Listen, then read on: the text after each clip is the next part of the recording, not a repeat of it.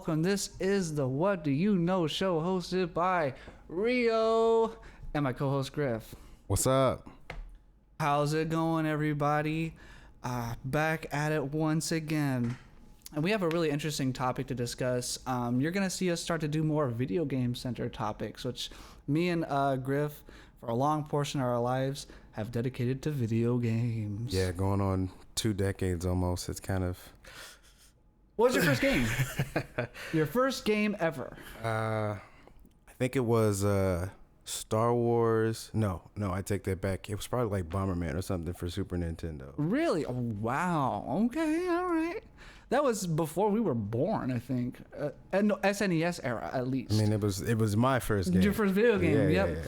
My first video game was much more around our time. Pokemon Silver, Game Boy Advance. Anyway, one genre me and Griff have never really gotten into, that much. Me especially really never got into it. Was first-person shooters, FPS games. Any reason why you never got into them? I don't know. For me, it was always the co-op, I guess. For a long time, I didn't have internet for games. So it's like you play shooters with other people and, everybody gets online. They do it together.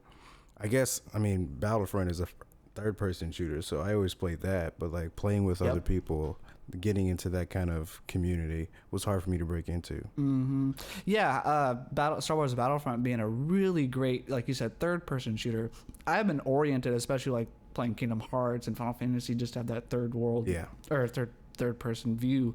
And then when the advent, because you could do first person in Battlefront, but when the advent of like Call of Duty really came into vogue and really popping, a lot of my friends started to play them. Gears of War was another early one. I remember people that had the Xbox, like because Halo and things of the nature were starting Gears of War first person. What I was playing, I thought it was. Okay. But I don't know. I'm just saying that I think that everything had at least, okay, I'll say this. Gears of War you could toggle, just like Battlefront, as far as I remember. But I really, first of all, I just wasn't oriented to how I was actually playing games. And then secondly, I died a lot. I couldn't get the mechanics down. And a lot of people... there's an interesting discussion going on about first-person shooters in society at large, and some people like to center the discussion, at least a controversy, around the fact that it desensitizes the population to like violent tendencies, or at least desensitizes them to seeing people shot. Yeah. And Griff and I off camera were discussing how there is a blurred line, because we really don't buy into that controversy of the fact that mass shootings have gone up because of the advent of first-person shooters. Griff was talking about, because you have some background in coding and video game development, small background. Yeah. You're talking about the blurred line between reality and what's simulated. Yeah. So when you talk about video games, one of the lines, especially as games have advanced, has been really pretty much information. And from where we stand, that's most translated into how graphic is it, how high graphic is it. And so, nowadays, we were just watching a video on Unreal Engine 5. Things look very, very real nowadays. But even as real as they look now, your grandpa could look at the screen and see that that's not exactly real life. That's not true. I was playing Final Fantasy 15 when Grammy D was home. She was like, why did the movie stop? I said, I had to go use the bathroom. I'm like, but wait a second, this isn't a movie. Well, I think that's separate. Even if she thought it was a movie, did she think it was real people? Oh, gotcha. Well, I don't know. I don't know. There's CG in movies now too. That's true. So right. that's a fair cross to say, oh, why did the movie stop? Oh, this is actually a game. But even nowadays, games have very cinematic tendencies. So that's totally fair. Especially during the cutscenes. Totally fair, yeah. Yes. But she would. I hope. Maybe I'm wrong, but I don't think your grandma would ever mistake Kingdom Hearts to be something that could take place in our real life. For sure. Oh, I get what you're saying. Yeah. So even if it's highly realistic, there is still a wall where, those type of preconceived notions don't cross into.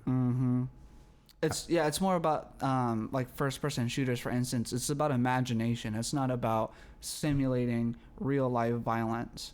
I remember I was listening to Patrice O'Neal, and I can't wait to do our Patrice O'Neal show.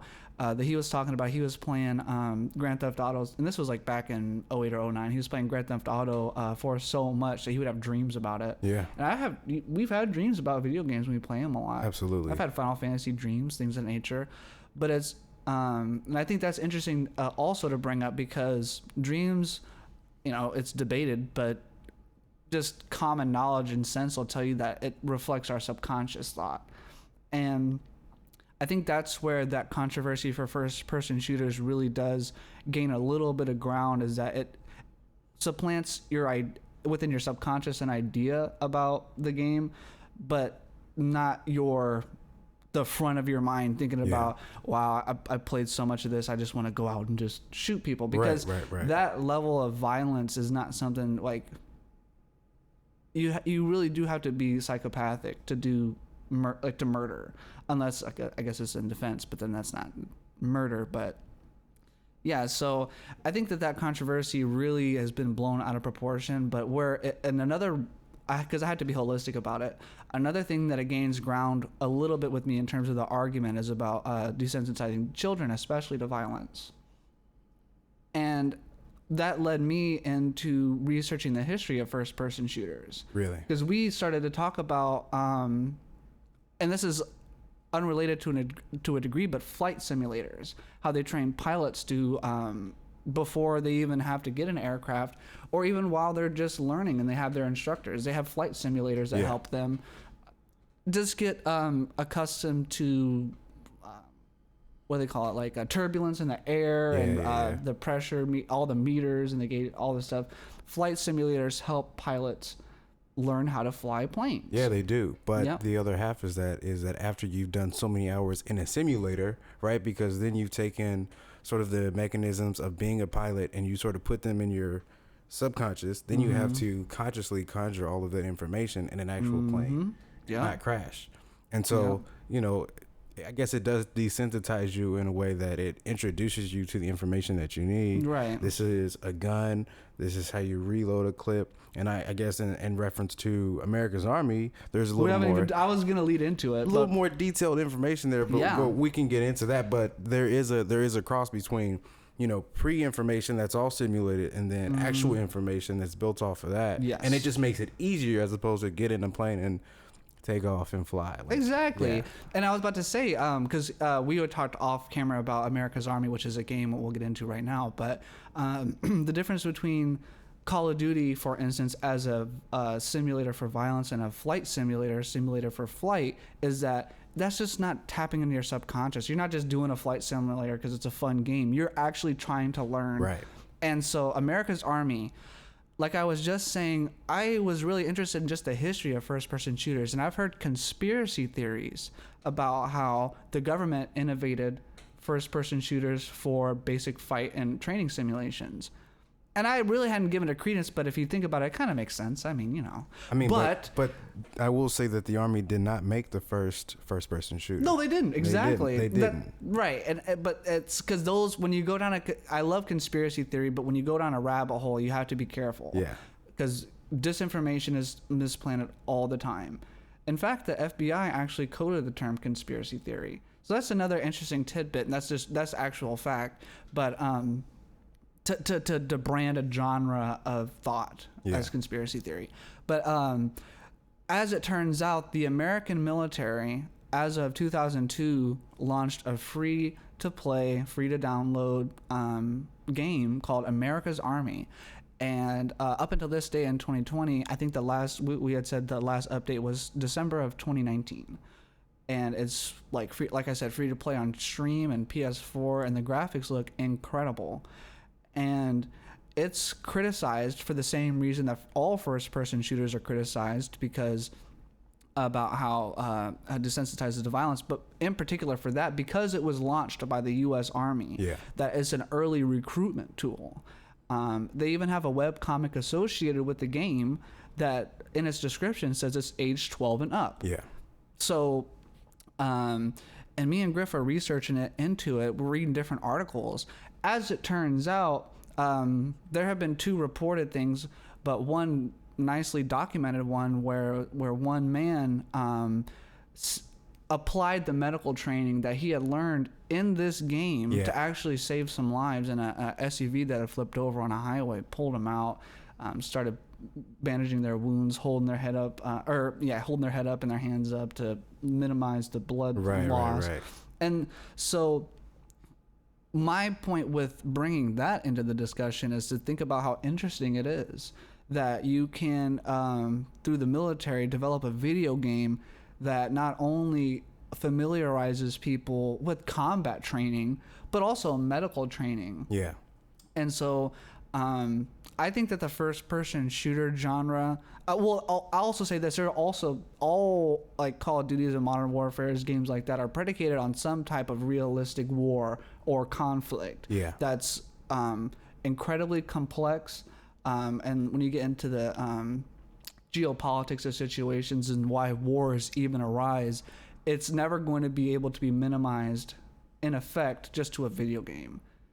But with America's Army, just as a first-person shooter example, free from the American military, you have to wonder about what the repercussions are for society at large for having first-person shooters as a very prominent and dominating genre in video game today. Well, I think what's most interesting about this particular first-person shooter is sort of based off your point about how all first-person shooters are sort of predicated by some conflict, is that for this particular game, that conflict is actually at the background, like the way background of the game. It's like you're just fighting some sort of opponent. You don't really know who they are. Like you said, they're all masked. It could, like, you think about like the opposition, the political situations that America's Army is in, and none of them are represented in the game. Like, it's all about training civilians from the comfort of their computer or controller or whatever screen you have, to learn combat techniques, to learn specialties, sniper, medic, to learn the philosophy of the Army, the creed, the seven, is it seven or was it more than seven? They had a whole creed, just the whole creed. But just being able to know that, and in the back of your mind consider, maybe I should join the Army. Like, even as a joke, the fact that that's there is, I mean, it's pretty impressive, honestly. Yeah. Imagine like if you or me, we were 15 like today, and let's just say we're broke, but we do have access to internet, and we see our friends with these games. We can go and get this game for free. Yeah. Play with our friends. Bro, do you know that there's this free game that's like amazing graphics that you can play on the PS4 stream? Just as good as all the other first-person shooters out there. Yeah, in terms of graphical quality and just gameplay. Because we watched a couple minutes of footage of gameplay from when it launched in 02, which looked amazing, by the way, for 02. And then in 2020 today. It's just insane.